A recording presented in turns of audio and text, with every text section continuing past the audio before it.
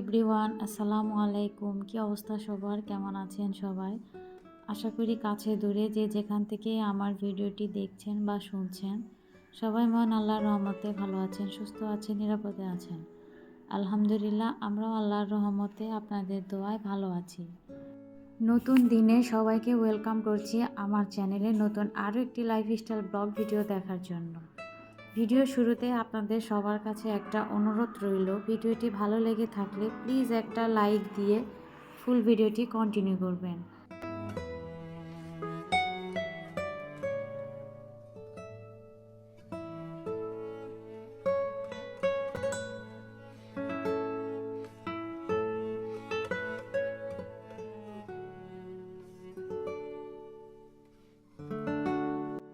সকালে রান্নাবাড়া দিয়ে আজকের ভিডিওটি শুরু করেছি।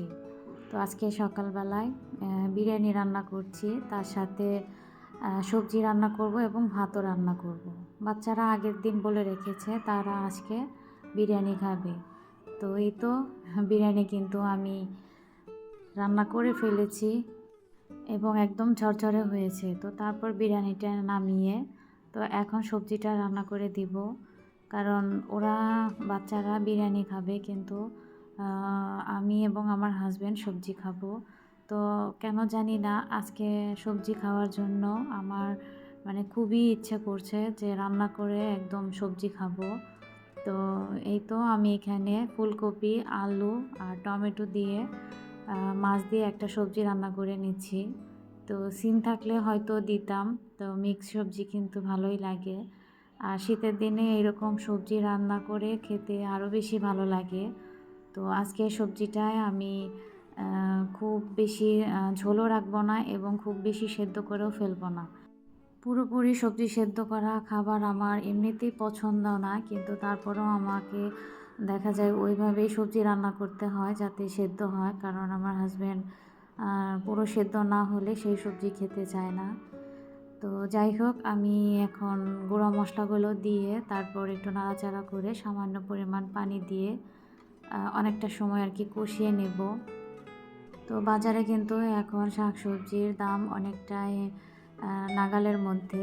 তো এই সময় যদি বেশি বেশি শাকসবজি খাওয়া যায় তাহলে কিন্তু শরীরের জন্য অনেক বেশি উপকার। আর শীতের দিনে যেহেতু সবজিটা বেশি পাওয়া যায়, তো শীত তো চলেই যাচ্ছে। তো শীতকে অনেক বেশি মিস করব এই সবজির জন্য। তো শীতের দিন আমাদের দেশে আসলে খুব কমই সময় থাকে, আর এই সবজিগুলো কিন্তু শীতের দিনে বেশি পাওয়া যায় সারা বছরও ঢাকা শহরে ফুলকপি, বাঁধাকপি পাওয়া যায়, কিন্তু তখন আসলে খেতে অতটা ভালো লাগে না। আসলে যে সিজনে যেরকম শাকসবজি হয়।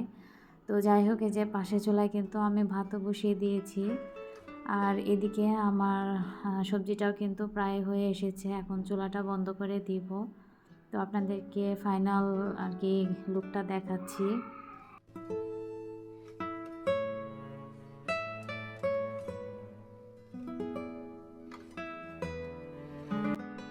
ছোট বাচ্চা যেহেতু স্কুলে নিয়ে যাব, তো ওকে আগে খাইয়ে দেব, তো ওর জন্য বিরিয়ানিটা বেড়ে নিচ্ছি। আর বড় বাচ্চা আজকে স্কুলে যাবে না, সে আজকে বন্ধ দিবে। তো এই তো বাচ্চাদের খাইয়ে দাইয়ে তারপরে তো স্কুলে নিয়ে যাচ্ছি। আর বাসার সামনে কিন্তু এরকম সুন্দর টব লাগানো হয়েছে আর অনেক সুন্দর সুন্দর ফুল ফুটেছে। তো দেখে মনে হচ্ছিল যে একটু ভিডিও করি। আর এই তো ছোটো বাচ্চার সাথে কথা বলতে বলতেই যাচ্ছিলাম।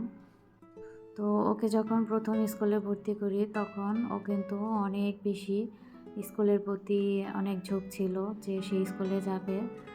আর ইদানিং কী যেন হয়েছে, সে স্কুলে একদম যেতেই চায় না, তার ভালো লাগে না।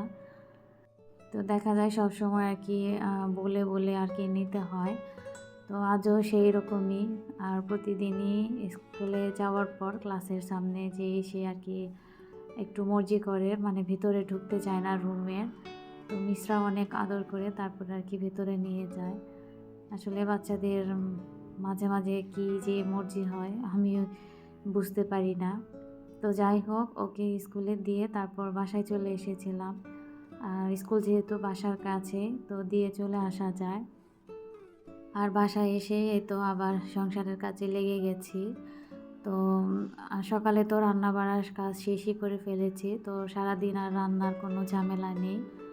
আর এখন ঘরটা একটু গুছিয়ে নেব, কারণ যে আসলে বাচ্চাদের স্কুল থাকলে কিন্তু মানে খুব দৌড়াদৌড়ি লেগে যায়, যে বাসার কাজ এদিকে বাচ্চাদের স্কুল, খাওয়া দাওয়া সব কিছু মিলিয়ে। আর আমার ছোট বাচ্চা অনেক বেশি বায়না করে খাবার নিয়ে, দেখা যায় ওকে খাওয়াতে গেলে প্রায় 2 ঘন্টা লেগে যায় এরকম। তো সেই কারণে দেখা যায় আমার কাজে অনেকটাই লেট হয়ে যায়। তো যাই হোক, এই তো আমি এক এক করে মুছে নিচ্ছি।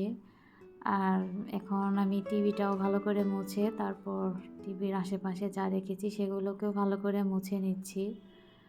আর এত পরিমাণে ধুলা কি বলবো, চতুর্দিকে আটকানো থাকে, তারপরেও যে এত ধুলা কোত্থেকে আসে আসলে বোঝা যায় না। তো আমার মনে হচ্ছে একটা বৃষ্টির খুব প্রয়োজন, কারণ গাছগাছালি, রাস্তাঘাট সব কিছুই কেমন জানি ধুলা দিয়ে একদম ভরে গেছে। তো একটা বৃষ্টি হলে মনে হচ্ছে যে কি গাছগুলো কিংবা ধুলাগুলো একটু হলেও আর কি ধুলাগুলো কমে যেত। তো যাই হোক, আমি একটু তাড়াহুড়াই করছিলাম, কারণ আবার বাচ্চাকে আনতে যেতে হবে। তো ওকে নিয়ে এসে তারপর আবার ওকে গোসল করিয়ে খাওয়াতে হবে। তো এইটুকু সময়ের মধ্যে আর কি যেটুকু কাজ করে নিতে পারি। আর ওর ক্লাস হয় মাত্র 2 ঘন্টা। আর 2 ঘন্টার মধ্যে আসলে ওইরকম অত কাজও কিন্তু করা যায় না। আর তার সাথে যদি ভিডিও করা লাগে তাহলে তো আরও বেশি করা যায় না।